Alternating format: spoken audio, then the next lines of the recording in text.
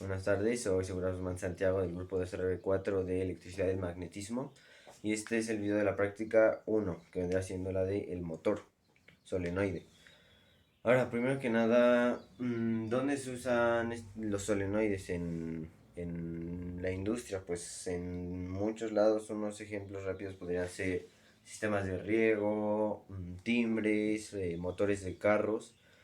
Y ahora el objetivo de este video es primero mostrar el funcionamiento de uno de estos motores solenoides. Segundo, explicar por qué funciona de esa manera. Y tercero, intentar unir lo teórico que hemos visto en la clase con lo práctico, que es ya lo que armamos. Entonces, vamos a ello. Ahora les mostraré las partes del prototipo sin ponerlo a funcionar. Vamos a ver, primero que nada tenemos una bobina. Fueron 30 metros de alambre de cobre esmaltado. Ya con las puntas, pues yo las lijé o les quité el esmaltado para que pudieran conducir de punta a punta. Y enrollé todo este alambre en un tubito de hilo. Fueron aproximadamente 550 vueltas. Ahora, está en un clavo que me encontré, que nada más le puse con silicón un pedacito de madera para que pudiera funcionar como biela esta cosa, para que hiciera un sistema de biela manivela. La manivela es esta y la biela pues vendría siendo esta que une el sistema. De este lado tenemos una rueda que nos ayuda a la inercia. Ahorita veremos para qué funciona la inercia. Y aquí tenemos una placa de una lata que tenía de comida. La elegí para que conduciera. Entonces, en este momento, aquí toca, toca el alambre. Entonces, bueno, primero vamos a ver cómo están conectadas para poder explicar esto. Este cable, como podemos ver, está junto a la lámina. Y tenemos las dos puntas del inductor. La primera la vamos a conectar a un lado de la corriente y la otra la vamos a poner de este lado, nada más enrolladita. Pa... bueno, y la otra de la lámina la vamos a poner al otro lado de la corriente, para que cuando toque se cierre el circuito. ¿Qué pasa cuando se cierra el circuito? Eh, el inductor genera un campo magnético, luego veremos las leyes y eso, para unir lo teórico con lo práctico. Pero ahorita, en resumidas cuentas, este va a generar un campo magnético que va a jalar al clavo que es de hierro, si no me equivoco. Entonces, toca aquí, vamos a ver, apenas toca, va a ser jalado por la bobina, por el solenoide, entonces lo jala. Fum. Y aquí, como podemos ver, ya no está tocando, ya lo jaló, ya no está tocando. Solo lleva la fuerza de inercia, por decirlo así, lleva la inercia. Que la inercia va a hacer que vuelva a dar toda esta vuelta hasta que toque aquí de nuevo y le vuelva a dar fuerza al circuito. Y así va a estar girando constantemente. Ahorita desafortunadamente no tengo la fuente, pero les voy a dejar aquí con los clips de su funcionamiento de cuando sí tenía la fuente.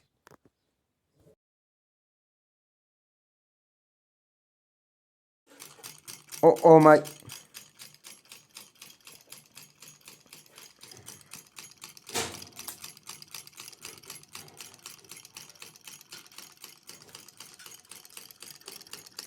Todas las tomas posibles.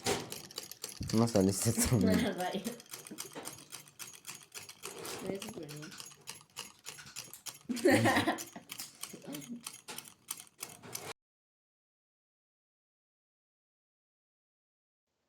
Bueno, ahora ya que logramos ver el funcionamiento del motor solenoide y explicar las partes pues, de dicho motor, vamos a ir a lo que son los cálculos, lo más divertido se podría decir, porque ya podemos juntar lo teórico con lo práctico. Todas las fórmulas que hemos visto vamos a darles un verdadero valor aquí. Entonces, primero, nos vamos a basar en muchos principios, pero quería mencionar que es muy importante. que Ørsted descubrió que al paso de una corriente eléctrica, por un conductor él puso una brújula, si no mal recuerdo, y mm, se polarizaba, por así decirlo, apuntaba en la misma dirección de cómo está el conductor. Eh, ¿Esto qué significa? Que toda corriente eléctrica, bueno, en un conductor genera un campo magnético, como lo podemos ver en las dos primeras imágenes. Bueno, y en la tercera se ve la dirección del campo magnético con la regla de la mano derecha, que si el conductor va para arriba, el campo magnético va a estar dando esta vuelta al conductor. Entonces, seguimos. Para ver los cálculos y ya intentar un hilo teórico con lo físico, vamos a ver los datos que yo propuse, no todo nos lo dio. Tuve que proponer unos datos. Primero, ¿cuántas vueltas le voy a dar? Vi varios videos y recomendaban entre 400 y 500 y cacho. Terminé decidiéndome por 550 vueltas.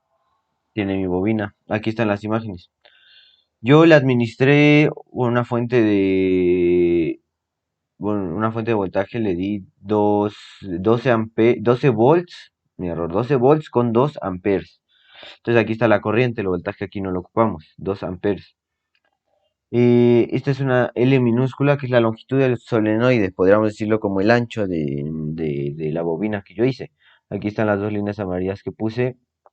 Esto medía 4 centímetros. Y el radio de mi solenoide, de mi bobina, aquí lo puse igual, y girándolo, mide 0.7 centímetros. Esto es lo que yo propuse. Yo agarré el tubito de hilo, vi cuánto medía, lo enrollé las vueltas que yo quise. Ahora vamos a ver, con los datos de mi bobina, cuánto campo magnético genera, hacia dónde va, todo ese tipo de cosas. Primero que nada, el campo magnético como ya lo vimos, va, no es como el campo magnético, no es como el campo eléctrico, quiero decir. El campo magnético no va en una sola dirección. A ver, estoy apuntando. Hace este tipo, así. Aquí podría haber una flechita que fuera hasta acá. Pasa por adentro y va para acá. Y son muchas líneas, no se alcanzan a ver todas. Y aquí está cómo se puede ver físicamente. Yo desgraciadamente no logré encontrar este polvo de ferrito, creo que se llama, no me acuerdo bien el nombre, pero no lo puedo encontrar.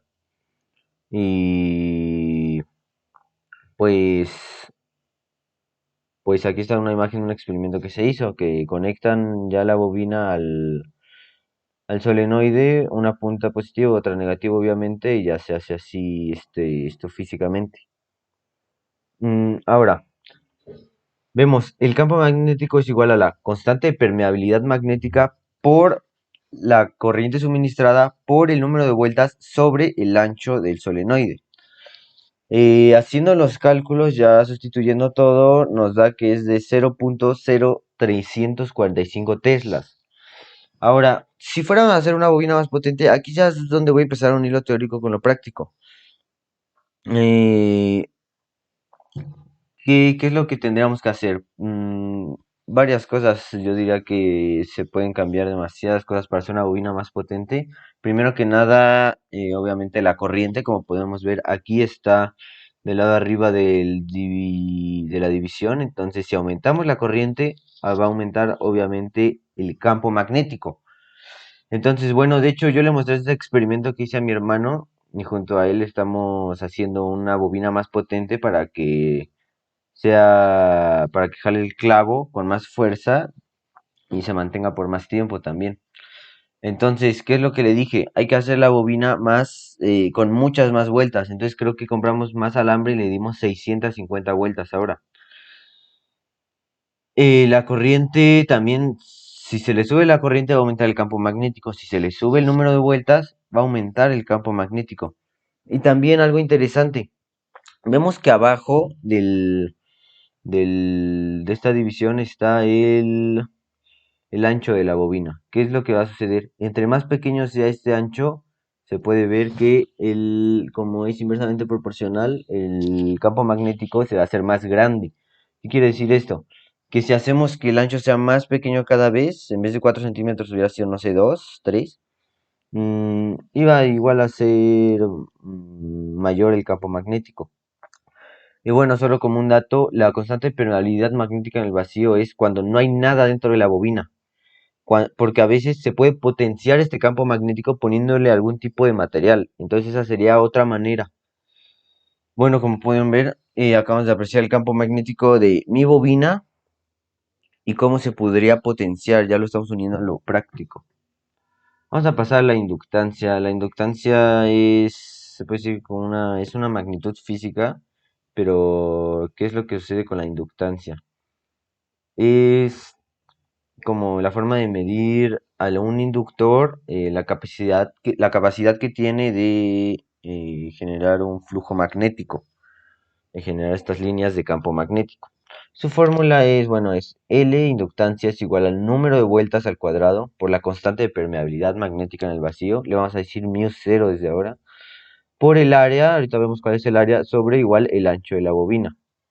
Aquí le tomé la foto a mi bobina. Y esta es el área, como pueden ver. Esto que estoy señalando con el mouse es el área. Entonces ocupamos el radio, que ya lo había dicho antes, que es 7.7 centímetros. Entonces primero sacamos el área, aquí se ve pi por radio al cuadrado, pi por 0.07 metros. Ya hicimos la conversión a metros, obviamente. Nos sale de 1.54 por 10 a la menos 4 metros cuadrados el área. Ahora sustituimos ese valor en la inductancia, que son las 550 vueltas al cuadrado, por μ0, que es este valor que ya está constatado anteriormente, y por el área que ya tenemos aquí, sobre igual el ancho de la bobina. Nos da 1.46 por 10 a la menos 3 henrios, que es la unidad de la inductancia, obviamente. Ahora, ¿qué otra cosa importante vemos aquí? Vemos que de nuevo, para poder tener más inductancia, ¿qué es lo que necesitamos? Muy bien, necesitamos más vueltas. Entre más vueltas aquí se potencia más la inductancia y como vemos como es al cuadrado aún más. El área. También se podría ampliar esta área, como está arriba. Si aumentamos el radio, se podría, muy interesante, a ver, si aumentáramos el radio, no sé, al de una botella, podría, y lo enrolláramos así, igual se gasta más cable, obviamente, porque si queremos dar las mismas vueltas o más en un radio más grande, en un diámetro más grande, se va a gastar más alambre, pero se aumentaría la inductancia y también, claro, el campo magnético, que es lo que se busca aquí. Mm, y también lo mismo, si lo hiciéramos más angosto, por decirlo de una manera, se aumentaría la inductancia. Muy bien, ahora pasamos a algo muy interesante que es el momento magnético. Me dirán, ¿qué es este momento magnético? Bueno, en física creo que se puede considerar este momento magnético como la fuerza de un imán, que un imán puede, bueno, la fuerza con la que un imán puede ejercer una fuerza hacia corrientes eléctricas. También tiene que ver esto, obviamente, con el par de torsión, que lo veremos más adelante. Pero bueno, momento magnético. Muy rápido porque se nos está extendiendo mucho el video. Siempre va hacia perpendicular al área, que aquí lo marqué dos veces por si no se podía ver con una flechita amarilla. Perpendicular al área de la bobina. Su fórmula es la corriente por el área, que ya la tenemos anteriormente. Los 2 amperes que le suministrábamos por el área nos da 3.08 por 10 a la menos 4 amperes por metro cuadrado, obviamente. Pero esto solo es de una vuelta, esto es muy importante. Este solo es el momento magnético de una vuelta. Nosotros le dimos 550 vueltas, entonces hay que multiplicar. Para el momento magnético total se tiene el número de vueltas multiplicado por el momento magnético anterior, entonces termina siendo de 0.1694 amperes por metro cuadrado. Igual esto, ¿cómo se puede aumentar? Con el número con el número de vueltas, con la corriente suministrada, ampliando el área. Es que aquí ya es donde estamos, cuando vayamos a armar una bobina más grande, habría que ver ese tipo de cosas. ¿Qué es lo que queremos? Queremos más campo magnético, ya sabemos cómo aumentarlo. Si no tenemos mucho cable, se puede cambiar de otra manera, haciéndolo más angosto, ese tipo de cosas. Ahora pasamos a lo que es el par de torsión sobre la bobina. O sea, hacia dónde, si mi bobina tuviera un eje móvil, por decirlo así, y lo conectáramos a la corriente, ¿hacia dónde tendería, sí, a girarse? Como lo vimos en la clase, si tenemos un... Ay, aquí no la tengo. Pero si tuviéramos, bueno, aquí esta bobina así, si tuviéramos un campo magnético hacia arriba, el par de torsión sería máximo, porque todas las líneas están chocando con el alambre. Esto es muy importante. Cuando las líneas de campo magnéticos y cuando las líneas de campo magnético mm, son cortadas por el alambre, allí es donde se genera pues la fuerza y bueno, no la fuerza, el par de torsión que tendería a quedarse así siempre horizontal, porque una fuerza queda para allá y la otra para acá, entonces queda horizontal. Ahora, la fórmula es el par de torsión es igual al momento magnético que ya lo sacamos, haciendo un producto cruz con el campo magnético. Aquí quiero que miren la imagen de la derecha. El campo magnético son estas líneas verdes junto con las flechitas rositas, ¿ok? De mi bobina, como se puede ver en la imagen de aquí abajo. Igual el momento magnético. La regla de la mano derecha también, ¿qué quiere decir? Como se ve aquí, para no hacerlo en la cámara. Si la corriente está yendo hacia allá en estas flechitas que estoy apuntando, así dando estas vueltas, ¿qué es lo que va a pasar? El campo magnético sale hacia donde queda tu dedo gordo. Entonces el campo magnético está saliendo hacia acá, hacia donde yo lo tengo, hacia acá. El movimiento que estoy haciendo con la flechita. Entonces queda así. El par de torsión es igual al producto vectorial de estos dos, es decir, momento magnético, producto cruz con el campo magnético. Pero si están las dos apuntando hacia un mismo lado, es decir, es el seno de cero, literalmente, mm, va a quedar igual a cero. O sea, no va a tender a inclinarse hacia ningún lado, no lo va a jalar de ninguna parte, por decirlo así. No tiene ese par de torsión. Ahora pasamos a otra parte, la fuerza sobre un electrón. Eh, Primero vamos a ver la imagen de... Bueno, vamos a ver primero la rapidez angular. Esto se mide en radian sobre segundo, como ya lo acabamos de ver.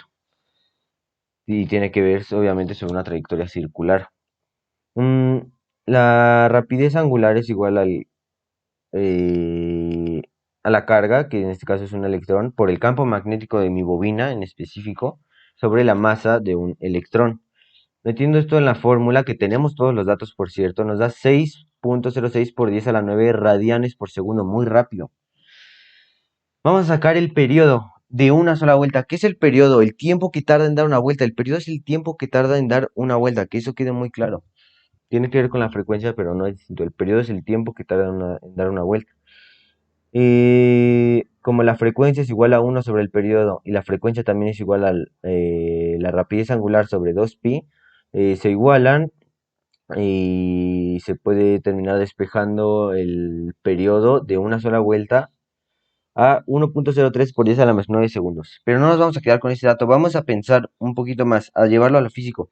¿Esto qué es? Solo es el tiempo en el que un electrón da una vuelta a nuestra bobina, solo una vuelta. El tiempo en el que tarda en dar una vuelta, queda muy claro. Entonces, el tiempo en el que tarda en dar todas las vueltas, ¿cuánto va a ser? Pues el periodo anterior que sacamos multiplicado por el número de vueltas, que es 5.7 por 10 a la menos 7 segundos, que tarda en recorrer un electrón toda nuestra bobina. Ah, bueno, aquí nada más la imagen que la corriente está yendo para allá, es decir, la corriente va para allá, el campo va de este lado, pero es la trayectoria que hace el electrón, obviamente, si la corriente viene para acá, el electrón anda haciendo esto todo el rato, todo el rato. Por último, ya que tenemos el tiempo en el que en el que recorre todo el solenoide, por decirlo así, un electrón, también tenemos el largo del alambre, que son 30 metros, compré 30 metros de alambre. La velocidad del electrón fácilmente se puede sacar, velocidad es igual a distancia sobre tiempo, que son los 30 metros sobre el tiempo que sacamos anteriormente. Da 52.6 por 10 a las 6 metros sobre segundo. Y tenemos la fuerza, por fin, la fuerza ejercida sobre un electrón, que es nada más y nada menos que la carga del electrón por la velocidad del electrón por el campo magnético. ¿Y qué nos damos cuenta? Ya tenemos estos tres datos de nuestra bobina específicamente, ya de los datos físicos que obtuvimos. Entonces, 1.6, bueno, la carga del electrón por la velocidad que acabamos de sacar por nuestro campo magnético nos va a llegar a dar 2.9 por 10 a la menos 13 newtons. ¿Ok? Bueno, mm, ahora, ya que logramos unir lo teórico con lo físico, voy a dar una pequeña conclusión de esta práctica. Mm, Creo que de las tres que vamos a hacer, esta es la más interesante porque conlleva saber también el movimiento de la manivela y todo eso. Yo personalmente, a ver, voy a regresar para explicar un poquito. Yo personalmente tuve que, o sea, el primer intento de motor que hice no me había funcionado. Entonces dije, ¿por qué? ¿Qué tengo que hacerle a la bobina para que sea más potente, para que jale el clavo con más fuerza? ¿Y qué es lo que vi? La corriente es lo primero que vi. Le puedo cambiar la corriente porque yo lo tenía con una pila de 9 volts, según recuerdo, o de 7, ya estaba desgastada. ¿Qué hice? Instantáneamente le puse una fuente que diera 12 volts con 2 amperes. Entonces, pues esto aumentó mucho, ya se sentía, jalaba el clavo y lo jalaba muchísimo. También reduje un poco la longitud de este solenoide. Entonces, como conclusión creo que puedo decir que es muy, muy importante saber las dos partes, no solo lo teórico ni lo práctico, las dos. Unir, saber traspasar la teoría que nos han enseñado en clase a lo práctico. Porque si me hubiera quedado solo con lo práctico, no sé si lo hubiera logrado este experimento. Y también para sacar algunos cálculos, extraer los datos de nuestra bobina y pasarlos ahora a la teoría. Pues sí, ese ha sido mi experimento, espero que les haya gustado y eso es todo de mi parte.